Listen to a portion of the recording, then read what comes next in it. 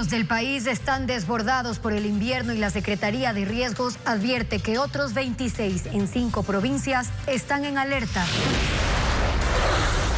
En su informe electoral, la Organización de Estados Americanos señala que la campaña transcurrió sin claridad sobre si el presidente Noboa debía o no tomar una licencia, lo que generó incertidumbre, tensión y desconfianza. Pide a las autoridades se pronuncien de manera oportuna y clara.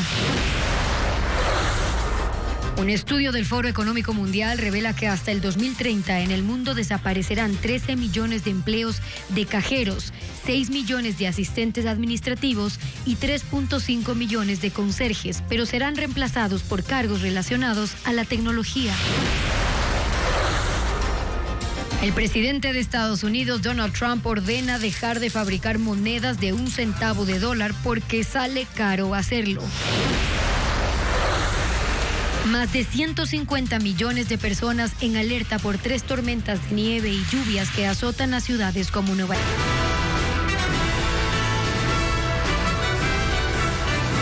Amigos, buenas tardes, bienvenidos a Televistazo. Continúan los estragos invernales, las últimas lluvias dejan ríos desbordados y cultivos perdidos. ¿Qué tal, Gaby, amigos? Bienvenidos. En la provincia de Los Ríos, el agua arrasó con 150 hectáreas de plantaciones de arroz y cacao.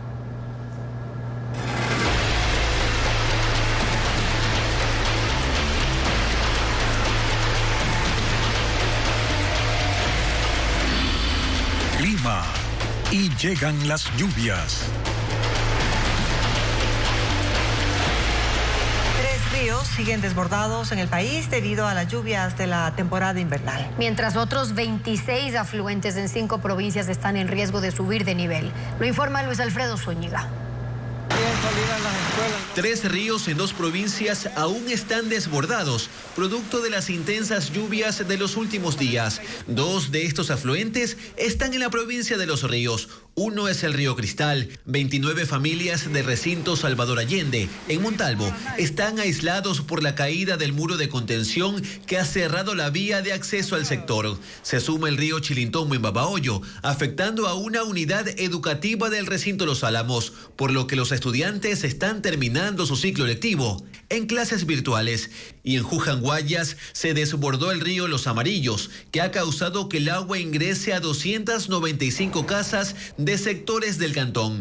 Además, hay 26 afluentes en 5 provincias, con tendencia a subir de nivel. De ellos, 9 están en Esmeraldas, incluyendo el río Atacames, Esmeraldas y Matambal. En la provincia de Los Ríos hay otros 10, entre ellos el río Baba, Ventanas y Catarama. En Guayas son 4 ríos, incluyendo el Vinces y Daule. En Chimborazo la alerta es para los ríos Coco y Huitzitze, y en Morona, Santiago, está el río Najembaime. La Secretaría de Riesgos aseguró que se gestiona con municipios y prefecturas.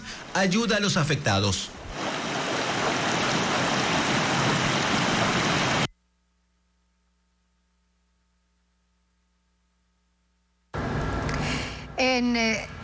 El río Las Balsas se desbordó, otra quebrada en Loja, también presentó problemas. Alejandra Sánchez nos trae ahora mismo un informe y lo revisamos. El río Las Balsas se desbordó con fuerza en el cantón Montalvo, provincia de Los Ríos, derribando 15 metros del muro de contención que protegía la zona agrícola de Salvador Allende. Los campos quedaron destruidos. Las plantas de cacao apenas emergen sobre el agua, mientras que los arrozales muestran franjas de verde interrumpidas por extensiones de lodo. El agua arrasó con 150 hectáreas de plantaciones de arroz y cacao. Cristóbal Calero, dueño de una finca afectada, calcula que perderá al menos $4,000 esta semana. El cacao yo hace 2 años, 3 años se me perdió todo, como 3 cuadras. Yo tuve que yo mismo resembrarlo y vuelta ya está grande, más o menos de 1 metro.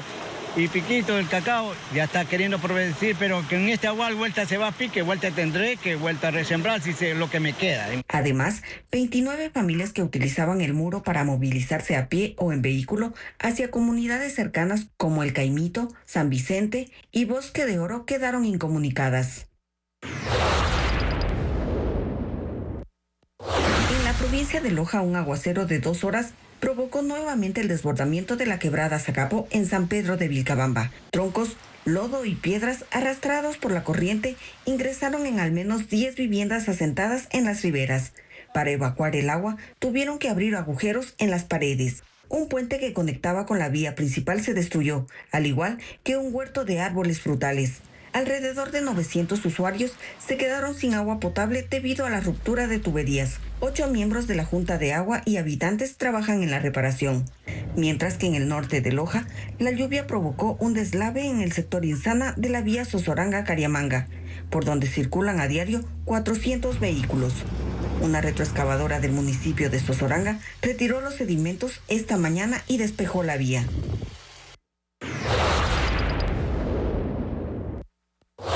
En Guayas, las lluvias dejaron varias calles del centro del Cantón Milagro anegadas. En las zonas de 24 de Mayo, Abdón Calderón y Eloy Alfaro, los conductores circularon por vías convertidas en ríos, mientras comerciantes trasladaron sus mercancías a los portales para evitar pérdidas. El Cuerpo de Bomberos alertó sobre el aumento del caudal del río Milagro y desplegó patrullajes en las zonas cercanas como medida de prevención.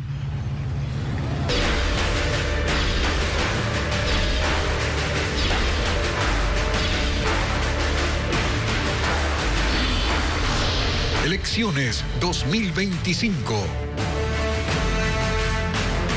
Las misiones de observación electoral de la OEA y la Unión Europea critican que el presidente Daniel Noboa no haya pedido licencia para hacer campaña electoral.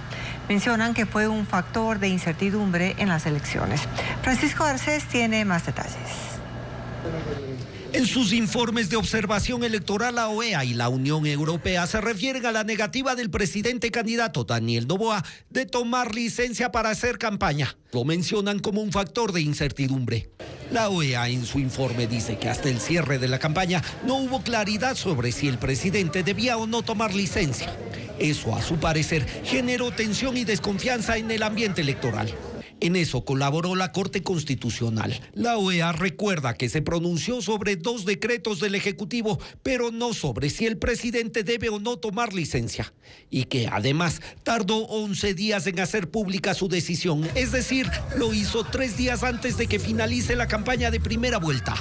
Para evitar que eso se vuelva a repetir, sugiere que las instituciones pertinentes, de acuerdo con el ordenamiento jurídico ecuatoriano, se pronuncien de manera oportuna y clara sobre las licencias de autoridades públicas de elección popular. La OEA no cita al CNE ni al Tribunal Contencioso Electoral, pero es evidente que los incluye en su informe porque habla de autoridades pertinentes. La misión de observación de la Unión Europea también se pronunció. En su informe califica de controvertida y de preocupación que Noboa no haya tomado licencia. A nadie se le esconde que se ha podido percibir una confusión de planos, especialmente en medios y redes sociales, entre las actividades de gobierno y de campaña electoral. Creo que son necesarias actuaciones encaminadas a disipar claramente dicha confusión. Esa confusión de roles pudo haber causado un desequilibrio de posibilidades entre las distintas fuerzas políticas.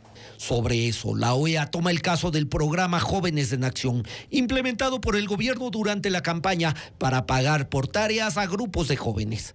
Eso generó denuncias sobre el uso de recursos públicos para campaña electoral que no fueron resueltas por el Tribunal Contencioso Electoral, al que esta vez sí cita. La OEA y la Unión Europea consideran que el Consejo Nacional Electoral y el Tribunal Contencioso Electoral pueden resolver estos temas antes de que inicie la campaña para la segunda vuelta.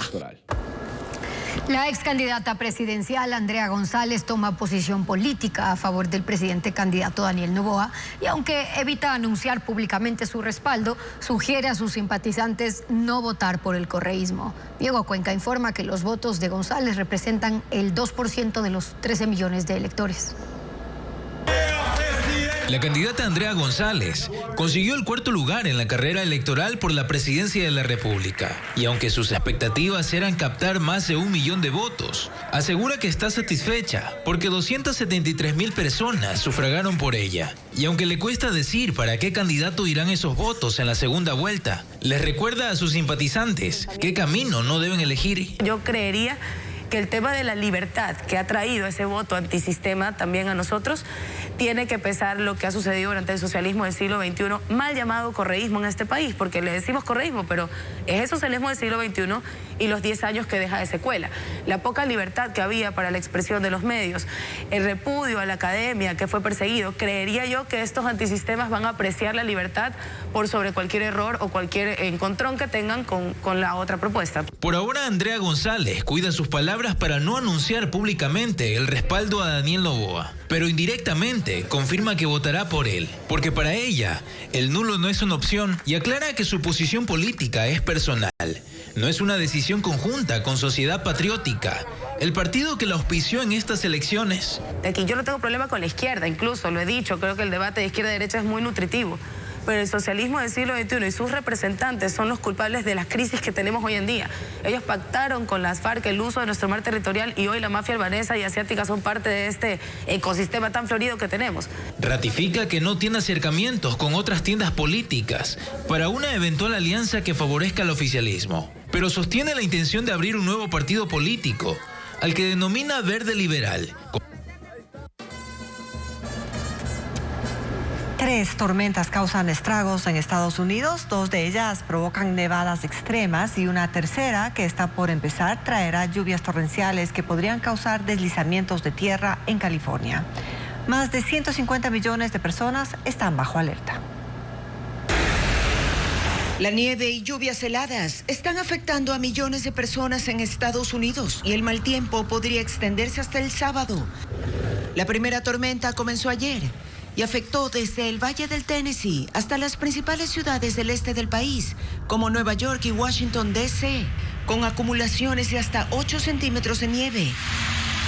En el estado de Virginia se declaró emergencia. La policía estatal informó sobre más de 200 siniestros de tránsito y docenas de heridos. Además, en estados como Kentucky, Carolina del Norte y Ohio, cerraron escuelas por las condiciones peligrosas en las vías. La segunda tormenta se formó en el centro del país, golpeando con fuerza en Colorado y en Kansas, con acumulaciones de nieve que superan los 20 centímetros.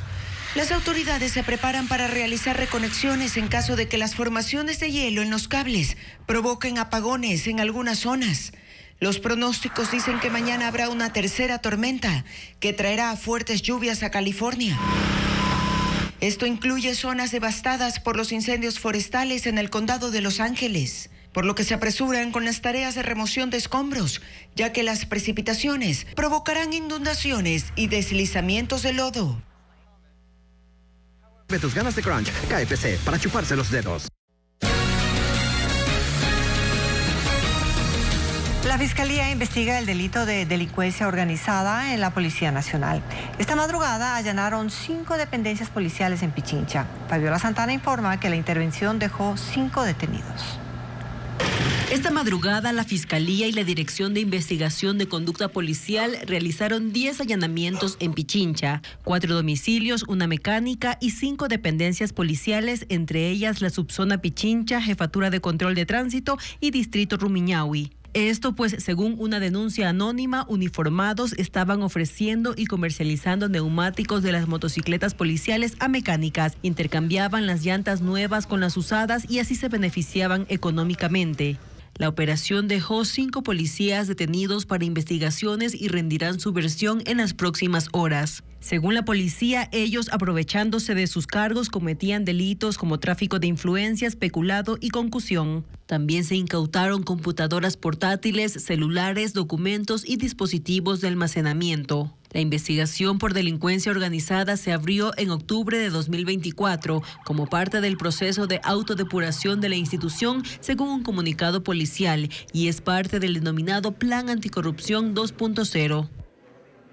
El Consejo de Participación Ciudadana sesionó este miércoles con 2 nuevos integrantes luego de la destitución de los consejeros de la Liga Azul. Patricio Díaz informa que el organismo pide a la Asamblea posesionar al consejero que queda pendiente. Piedad Cuarán se incorporó al Consejo de Participación Ciudadana. Ella y Gonzalo Albán se principalizaron como consejeros este miércoles, luego de que el Tribunal Contencioso Electoral destituyó a los miembros de la llamada Liga Azul. Presente. Albán dice que mientras fue alterno llegó para romper la mayoría que impulsaba la Liga Azul y que hoy su intención es que el Consejo avance lo antes posible en sus responsabilidades. Yo no voy a referirme a mayorías o minorías, más bien vamos a hablar de resultados, de hacer que esta institución funcione. Creo que es una deuda que tenemos nosotros. Pero en el Consejo está pendiente una silla. Están 6 de los 7 consejeros y el último tiene que ser posesionado por la Asamblea. Pero el Legislativo no toma la decisión en medio de una polémica entre si deben posesionar a David Rosero u Óscar Ayerbe. Rosero fue consejero y la Corte Constitucional lo destituyó. Según la ley, no puede regresar a la misma institución de la que fue cesado. Ese es el argumento de Ayerbe para exigir su posesión. Estuvo en el Consejo y desde ahí advirtió a la Asamblea que si posesionan a Rosero, incumplirían la decisión de la Corte. Y se verán todos abocados, a quienes así lo hagan, a la capacidad que tiene la Corte Constitucional de destituirles por desacato de una sentencia ejecutoriada. El presidente del Consejo de Participación Ciudadana, Andrés Fantoni, dice que la Asamblea tiene que dirimir. La función legislativa, verificar con los documentos habilitantes, las certificaciones del Ministerio de Trabajo, y ellos tendrán que hacer la acción pertinente para que el Consejo de Participación Ciudadana tenga la conformación total. Los legisladores principales de la Asamblea retomaron funciones y este miércoles se reunieron en sesión del Pleno. Sin embargo, en la convocatoria no estuvo la posesión de los consejeros de participación. La Comisión Interamericana de Derechos Humanos amplió las medidas cautelares a favor de Jorge Glass. Dispuso a Ecuador que lo saque de la cárcel La Roca y lo traslade a otra con mejores condiciones por su alto riesgo de suicidio. Informa Jacqueline Rodas. La Comisión Interamericana de Derechos Humanos amplió las medidas cautelares otorgadas a Jorge Glass en 2019 para que el Estado proteja su vida e integridad. Este 10 de febrero aprobó una resolución en la que reconoce los esfuerzos de Ecuador para cumplir las medidas y agradece las facilidades para la visita que realizó en octubre pasado, en la que constató que el Estado sí cumplió con la entrega de medicamentos a Glass. Sin embargo, la CIDH determina que la atención médica brindada al sentenciado no ha sido adecuada ni oportuna y que tiene un elevado riesgo de suicidio. Dispone que se traslade inmediatamente al señor Jorge David Glass Espinel de centro de detención distinto al Centro de Privación de Libertad CPL Guayas número 3, conocido como Cárcel La Roca, y detalla 12 características que debe tener el nuevo centro, entre ellas una celda sin objetos con los que pueda autolesionarse, espacio iluminado, ventilado y limpio, que tenga servicios básicos, no esté sobrepoblado, evitar su aislamiento extremo y permitir visitas en un espacio privado. La comisión cita informes médicos y psicológicos sobre múltiples enfermedades de Jorge Glass y que el condenado reportó aumento de alucinaciones visuales y flashback de manchas de sangre y descuartizados que lo perturban. Dispone que se le haga una evaluación médica en un hospital. La Comisión Interamericana de Derechos Humanos dejó claro que no se pronuncia sobre el asilo diplomático otorgado por México, como solicitó la defensa de Glass.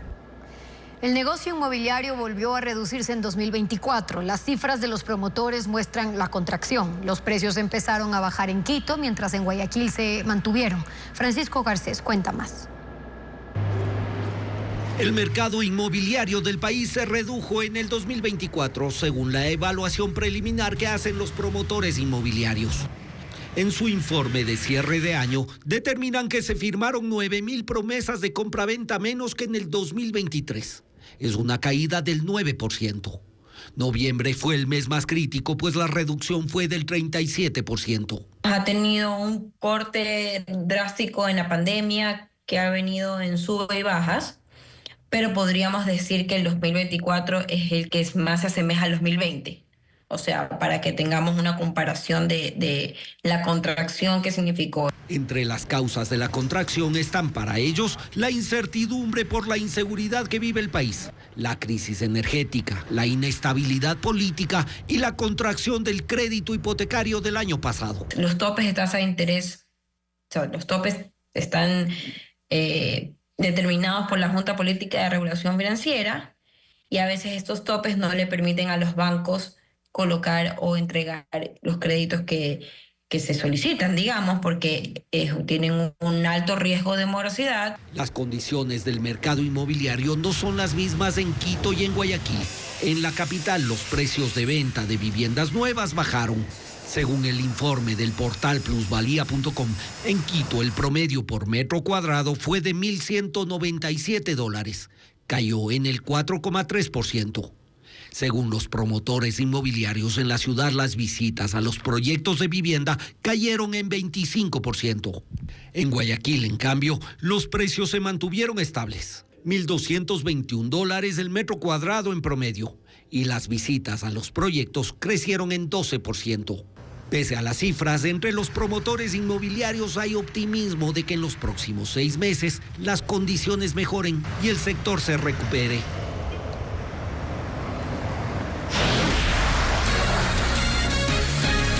Más adelante en Televistazo, Estados Unidos dejará de fabricar las monedas de 1 centavo. ¿Por qué se tomó la decisión y afectará al Ecuador? Ya le contamos. Donald Trump ordenó dejar de fabricar monedas de 1 centavo de dólar porque, según él, es un gasto innecesario. El Banco Central ha decidido no pronunciarse sobre el stock de estas monedas en Ecuador hasta que la medida se oficialice. Adriana Bermeo sigue el tema. Estados Unidos le dice adiós a la moneda de 1 centavo. El presidente Donald Trump anunció en su cuenta Truth Social que ordenó al Departamento del Tesoro detener su producción porque, según él, es caro y un gasto innecesario. Acuñar esas monedas cuesta 3.7 centavos, casi 4 veces su valor nominal. Según la Casa de la Moneda de Estados Unidos, solo en el 2024 su fabricación representó una pérdida de $85.3 millones con la producción de 3.200 millones de monedas. La eliminación del centavo ha sido motivo de debate durante décadas en Estados Unidos. Quienes están a favor argumentan que su valor adquisitivo es nulo, que su uso en transacciones es cada vez menor y que terminan acumulados en frascos en lugar de mantenerse en circulación. Los defensores de esta moneda destacan su valor sentimental como parte de la historia del país y su utilidad en campañas humanitarias. Tiene también un trasfondo económico. Los centavos están hechos de zinc y su fabricación genera ingresos significativos para esa industria. La decisión de Trump es legal, según académicos de Harvard consultados por The Associated Press. Ellos explican que la ley estadounidense otorga al secretario del Tesoro la autoridad para detener la producción de monedas si ya no se necesitan más, pero el Congreso tiene la capacidad de intervenir y hacer que esta resolución sea permanente o no. Sobre si esta decisión afectará al stock de monedas de 1 centavo en Ecuador, el Banco Central ha decidido no pronunciarse hasta que se oficialice la medida. Los astronautas Suni Williams y Butch Wilmore, que quedaron varados en la Estación Espacial Internacional, serán traídos de vuelta a la Tierra entre el 19 y 20 de marzo. Esto se debe a que la misión Crew 10 decidió no usar una nueva cápsula de SpaceX, cuya preparación requería un proceso más largo. En su lugar viajarán en la cápsula Dragon Endurance, que ya fue usada en misiones anteriores. Williams y Wilmore de la misión Crew 9 viajaron en junio de 2024 en el primer vuelo de prueba tripulado de Starliner de Boeing, pero por complicaciones técnicas enviaron de regreso a la nave. Ambos debían permanecer 8 días, sin embargo ya tienen 8 meses en la estación espacial. En Estados Unidos, la policía arrestó en Tennessee a 3 hombres acusados de un robo millonario de gafas de lujo. Javier Pérez, de 52 años, Lázaro Yancel Salazar, de 27, y Alexander Trujillo Gómez, de 48, residentes de Hialeah, están acusados de robar más de 3.500 pares de gafas de sol de las marcas Ray-Ban, Prada, Gucci, de las tiendas Sunglass Hut en Tennessee y en Carolina del Sur, y enviadas por correo a Miami. Este robo asciende a $1.200.000 y los involucrados comparecerán ante un juez mañana. Los gobiernos de Panamá y Costa Rica anunciaron medidas conjuntas para gestionar de forma controlada el retorno de migrantes irregulares desde el norte hacia el sur. Esto luego de detectar un flujo de migrantes inverso en el que los indocumentados han desistido de viajar a Estados Unidos debido a las políticas antimigrantes de Donald Trump. Más de un centenar de migrantes irregulares fueron impedidos de ingresar a Panamá desde Costa Rica. Ocurrió en Paso Canoas, un puesto limítrofe entre ambas naciones centroamericanas. Este grupo, conformado por hombres, mujeres y niños, en su mayoría venezolanos, desistió de llegar a Estados Unidos debido a las duras políticas migratorias de Donald Trump.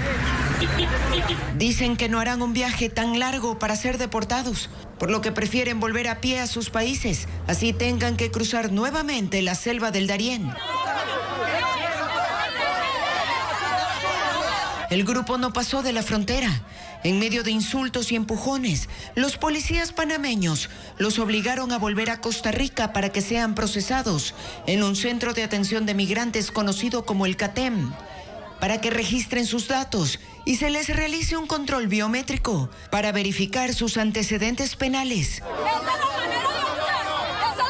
Desde que Trump asumió el poder, los países de tránsito de migrantes enfrentan un nuevo desafío, pues las deportaciones masivas están provocando un flujo migratorio a la inversa, asunto que fue detectado precisamente por los gobiernos de Panamá y Costa Rica, que acordaron trasladar a estas personas que retornan desde el norte hacia el sur a los albergues instalados en la frontera común, para luego repatriarlos por vía aérea o marítima a sus lugares de origen.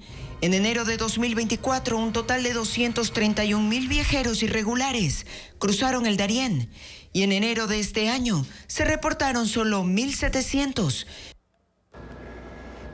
27 organizaciones religiosas en Estados Unidos demandan al gobierno de Donald Trump para evitar arrestos de migrantes dentro de las iglesias. El grupo, que incluye a cristianos, judíos reformistas, bautistas, presbiterianos, entre otros, busca mantener a los agentes de inmigración fuera de las escuelas, hospitales e iglesias, lejos de redadas migratorias. Desde la toma de posesión de Trump, muchos feligreses han dejado de acudir a las iglesias y han optado por seguir los servicios religiosos en línea.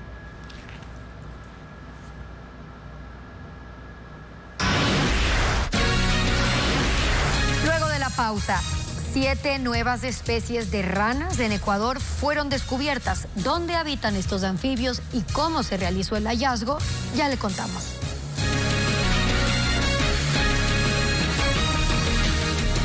Según el Foro Económico Mundial, un 14% de los empleos que hoy son desarrollados por humanos serán ejecutados por máquinas y algoritmos en los próximos 5 años. El informe señala que es urgente el redireccionamiento de las capacidades de los trabajadores para evitar que sean totalmente desplazados ante la irrupción de la tecnología. No hay duda de que el crecimiento digital será el facilitador esencial para que nuevas tecnologías transformen los mercados laborales. Está ocurriendo en el mundo, en la región y también, aunque a un ritmo más lento, en el Ecuador. De hecho, el 60% de los empleadores esperan una ampliación de los accesos digitales para transformar sus negocios. Esa es una expectativa general.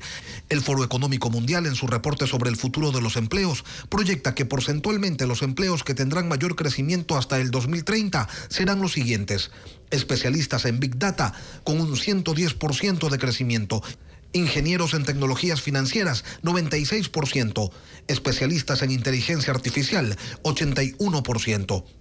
Pero eso es en porcentajes, porque en números absolutos, los empleos que más crecerán son los agrícolas, con 35 millones de nuevos trabajos, los conductores de camiones y deliveries, con 10 millones de nuevas plazas, los desarrolladores de software, con 7 millones, y los trabajadores de la construcción, con 6 millones de empleos.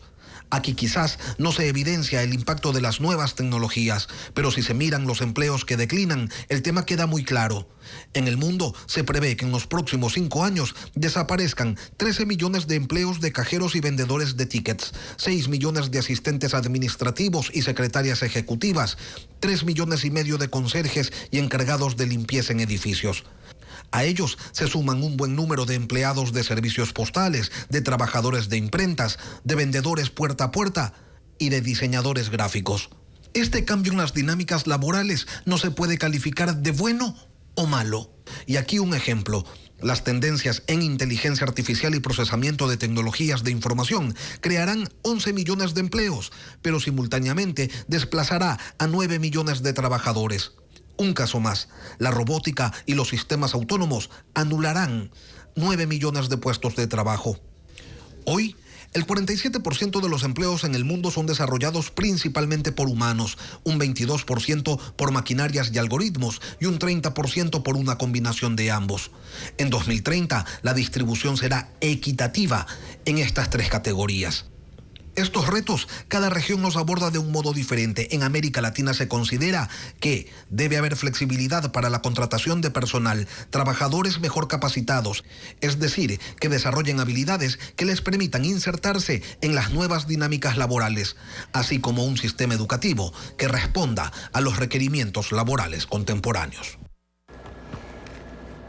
6 especies y un género de ranas de hojarasca son los nuevos descubrimientos en Ecuador. Los anfibios miden 2 centímetros, fueron hallados en 5 provincias de la costa, sierra y Amazonía. Vanessa Robles con los detalles. Ecuador vuelve a ser el área de descubrimientos científicos. En esta ocasión, de 7 nuevos tipos de ranas de hojarasca, de Macuma y Sardinayacu. Ambas habitan en la provincia de Morona, Santiago. La especie Ecuador, que vive en la provincia de Napo, la denominada de Cerro Plateado, que se encuentra en Zamora Chinchipe, la rana de DiCaprio, en la provincia de El Oro, de Golondrina, hallada en Carchi, al igual que la rana de Merino. Esta última pertenece a un nuevo género y se denomina así en honor al investigador de la Pontificia Universidad Católica del Ecuador, Andrés Merino, quien formó parte del equipo que participó en el estudio. Se encontraron diferencias genéticas en 7 grupos. Uno de ellos justificó la creación de un género nuevo por análisis a nivel de huesos, a nivel de morfología, a nivel del desarrollo de los embriones dentro de los huevos. La especie Merino se clasificó dentro del nuevo género rana de las montañas, y según los análisis, existe desde hace más de 20 millones de años en Ecuador. Fue descubierta en la provincia del Carchi. En la investigación, que duró 5 años, participaron científicos de Ecuador y Estados Unidos. El estudio fue publicado en la revista británica Zoological Journal of the Linnean Society el 13 de enero de este año. Sus hábitos van a estar escondidas en el suelo, comiendo básicamente invertebrados muy pequeñitos. Las ranas descubiertas miden hasta 2 centímetros. Principalmente son nocturnas. Su coloración café, negra y verdosa les permite camuflarse entre los arbustos. Solteros, una comedia llena de amores fallidos y ocurrencias, se estrenará en el Teatro La Bota en Guayaquil. Además, en Quito se inauguró la exposición Las Pieles en el Centro Cultural Puse. Estefanía Arias con la agenda cultural.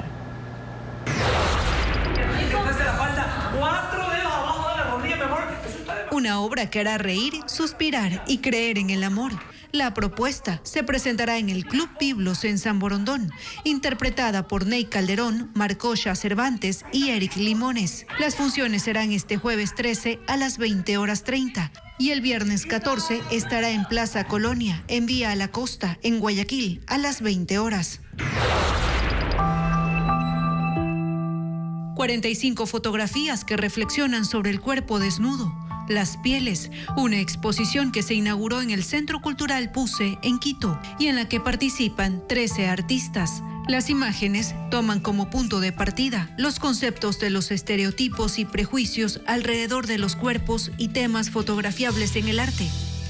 La muestra gratuita estará abierta hasta el 26 de febrero, de lunes a viernes, de 9 de la mañana a 7 de la noche. Se llama circunferencia, se llama circuncisión. Enredos, ocurrencias y situaciones absurdas en una sala de espera de un consultorio ginecológico. Es la obra Ex Solteros, que se estrenará en el Teatro La Bota en el Malecón del Salado en Guayaquil. Una historia de amores fallidos y malentendidos. La comedia es interpretada por Tabata Galvez, Ricardo González, José Luis Rezabala, Yolanda López y Eric Luje. Ya, enfermedades venéreas. Mejor ya no me digas porque ya me lo dijiste ahorita. Las funciones serán el jueves 13, viernes 14 y sábado 15 a las 20 horas. No lo moleste. Aquí hacemos una pausa y al volver, el fenómeno astronómico llamado la luna de nieve será visible en el Ecuador. Conozca de qué se trata y su influencia en las personas.